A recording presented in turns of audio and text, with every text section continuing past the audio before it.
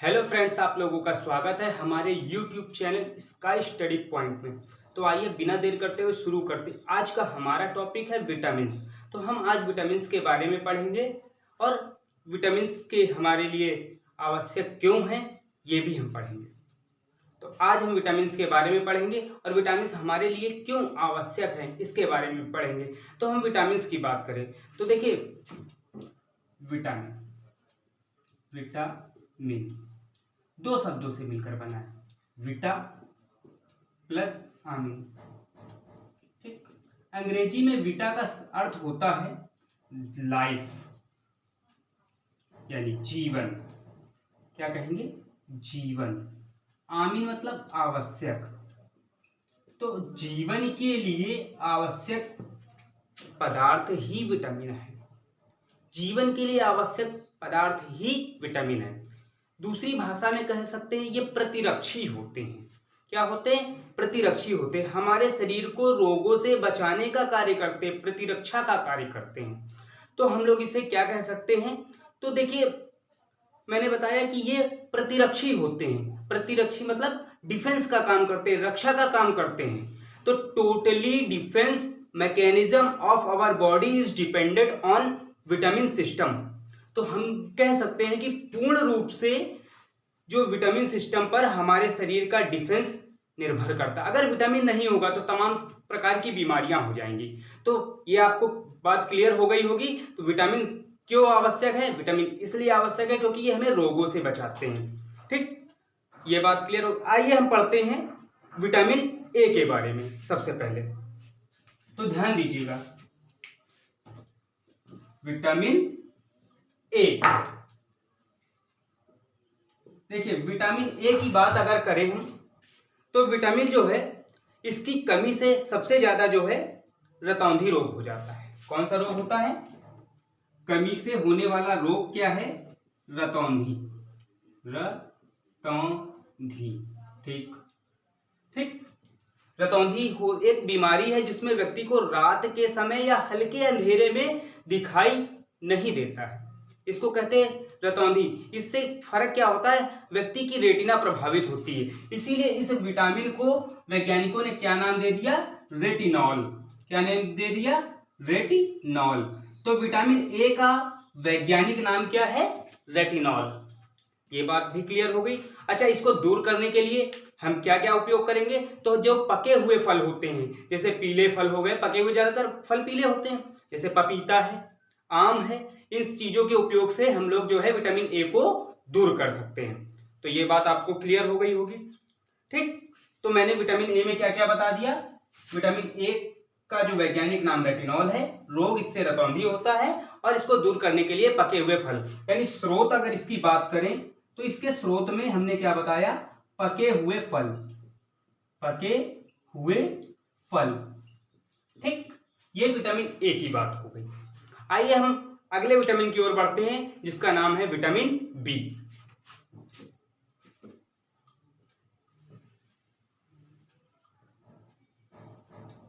तो देखिएगा, vitamin B, इसको हम लोग थायमीन भी कहते हैं। क्या कहते हैं? थायमीन। थायमीन। और इसको जो है बी कॉम्प्लेक्स भी कहते हैं। B complex. तो देखिए, बी कॉम्प्लेक्स एक जटिल विटामिन है, बहुत कठिन विटामिन है, एक तरीके से कह सकते हैं। क्यों? क्योंकि विटामिन बी की कमी से जो है बेरी बेरी रोग होता है। अच्छा, ये रोग क्या है?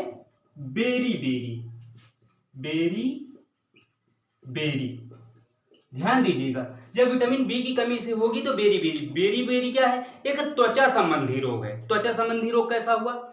जैसे कभी आपने देखा होगा कि व्यक्तियों के शरीर में सफेद रंग के दाग पड़ जाते हैं, ये भी त्वचा संबंधी रोग है। छाले पड़ जाएंगे, बड़े बड़े फुंसियां हो जाएंगे, कहीं पे बिल्कुल काला हो जाएगा, यानी स्किन का रंग बदल जाना, ये सब किससे हो रहा है? विटामिन बी की कमी से।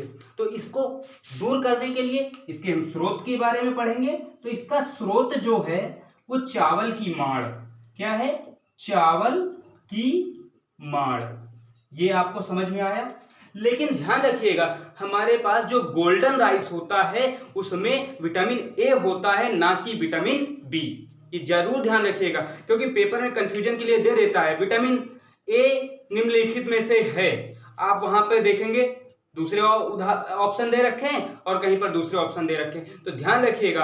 अगर चावल गोल्डन बोलेगा, कौन सा? गोल्डन राइस, यानी गोल्डन राइस में कौन होगा? विटामिन ए होगा। लेकिन सिर्फ चावल की माड़ है तो विटामिन बी होगा। तो विटामिन बी भी आपको लगभग क्लियर हो गया होगा। तो हम आगे बढ़ते हैं विटामिन सी की तरफ। सी, तो देखिए विटामिन सी का जो वैज्ञानिक नाम है एस्कॉर्बिक एसिड है। क्या नाम है? Ascorbic acid.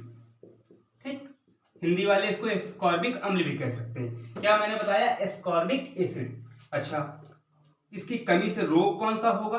तो इसकी कमी से रोग होता स्कर्वी। कौन सा होता? स्कर्वी। अच्छा, ये रोग क्या है? तो ये रोग होता है जब व्यक्ति को मसूड़े से खून आना। ये सब चीजें किससे होती हैं? विटामिन सी की कमी से। ठीक है, ये दांतों संबंधी एक प्रकार का रोग है। इसके स्रोत क्या है? यानी इसको पूरा करने के लिए हम लोग खट्टे फल खाएंगे। खट्टे फल, तो खट्टे फल में आंवला है, नींबू है, ये चीजें होती। लेकिन एक चीज ध्यान रखिएगा, ये जो खट्टे फल से विटामिन सी मिलता है ये हमारी बॉडी में स्टोर कभी नहीं होता है।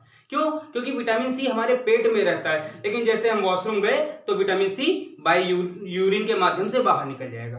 ठीक, ये बात समझ में आई। दूसरी बात, विटामिन सी जो है आप सब्जियों में है, गर्म कर दीजिए, नष्ट हो जाएगा।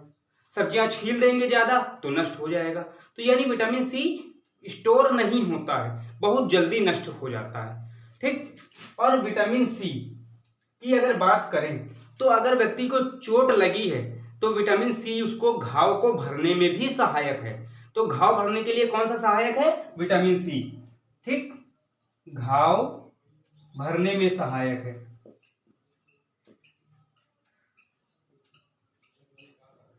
तो ध्यान दीजिएगा, विटामिन सी घाव भरने में सहायक है। लेकिन जिस व्यक्ति को शुगर की समस्या होती है, ध्यान दीजिएगा, शुगर बढ़ा है, विटामिन सी घटा है, तो घाव नहीं भरेगा। क्योंकि विटामिन सी अगर घाव भरने के लिए सहायक है तो ऐसे लोगों का डॉक्टर ऑपरेशन करने से मना कर देता है, नहीं आपको ऑपरेशन नहीं हो सकता, क्योंकि शुगर बढ़ा हुआ है और विटामिन सी घटा हुआ है, इसलिए दोनों की मात्रा बराबर रहनी चाहिए। क्लियर? अब हम अगले विटामिन की ओर बढ़ते हैं, विटामिन डी की तरफ। तो देखिए अगला विटामिन है विटामिन डी। तो विटामिन डी जो है ये सबसे तेजी से हम लोगों को मिलता है, सबसे तेज मिलने वाला, सबसे तेज सूर्य से मिलता है और सबसे तेज हमारे शरीर में फैलता है। सूर्य की गर्मी से विटामिन डी मिलता है। ठीक, ये सबसे तेज हमारे बॉडी में फैलता है। ठीक, ये बात क्लियर हुई। इसके बाद विटामिन डी जो है इसकी कमी से रोग कौन सा होगा? रोग हो जाएगा रिकेट्स। रिकेट्स, इसमें क्या होता है? व्यक्ति की हड्डियां टेढ़ी हो जाती, ऐसे टेढ़ा बकोला हो जाएगा। बिल्कुल बात आ रही है? व्यक्ति की हड्डियां टेढ़ी हो गई तो विटामिन डी। अच्छा, काहे की कमी से हड्डियां कमजोर होती? कैल्शियम की, तो इसका नाम क्या हो जाएगा? कैल्सीफेरॉल। क्या नाम हो जाएगा? कैल्सीफेरॉल। आपको बात समझ में आई?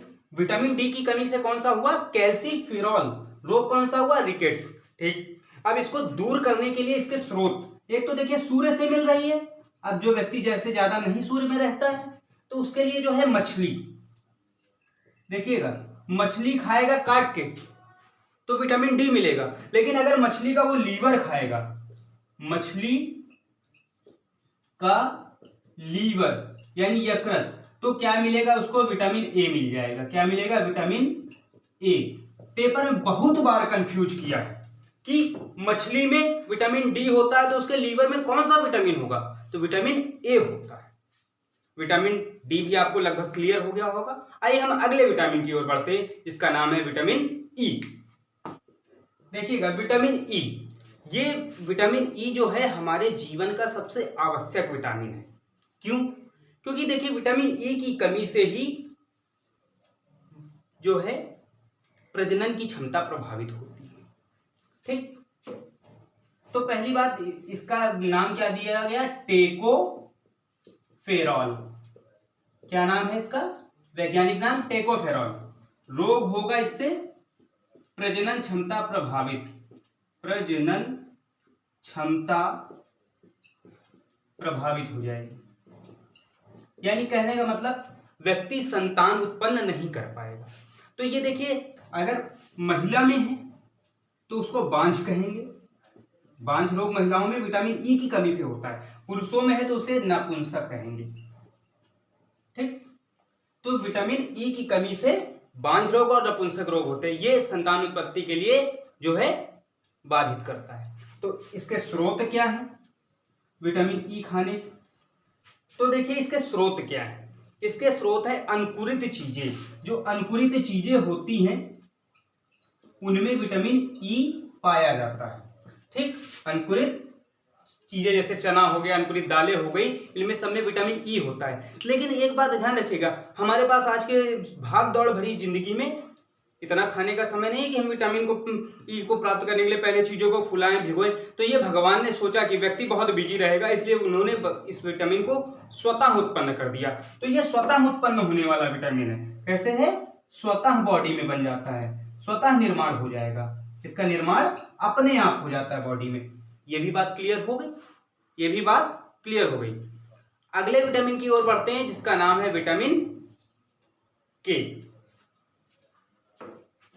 तो देखिए विटामिन के की बात करें तो ये इसको कहते हैं फेलोक्विनोन। क्या है? फेलोक्विनोन। ठीक, फेलोक्विनिन इसका वैज्ञानिक नाम हो गया। ये क्यों है जरूरी हमारे लिए? ये रक्त का थक्का बनाने में सहायक है।